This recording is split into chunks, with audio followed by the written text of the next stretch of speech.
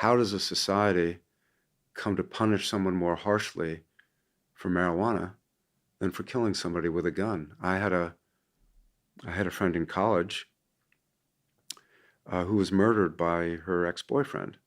Um, she had broken up with him. He strangled her to death. He was very well connected socially. He came up with a ridiculous defense in court, which was, she was abusive to him.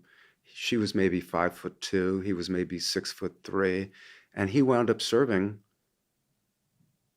I don't know, 16 months in prison for premeditated murder. And here I was at Leavenworth Penitentiary with this hippie biker who I really liked a lot named Mark Young, with life without parole.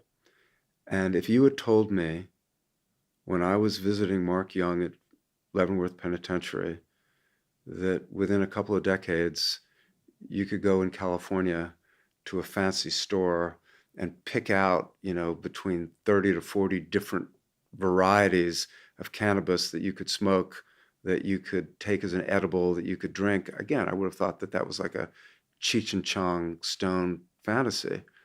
At the same time, it's encouraging because it shows that change is possible. I have real misgivings about the way that marijuana is now being marketed and commercialized, and the way The sort that of like gummy bearification of it. yeah. And I know somebody whose name shall not be mentioned, who is and it wasn't me, but I don't want to get them in trouble. Someone I love very much, who was at someone's house, and there was a bowl of chocolate. Just started eating the chocolate. It was fantastic.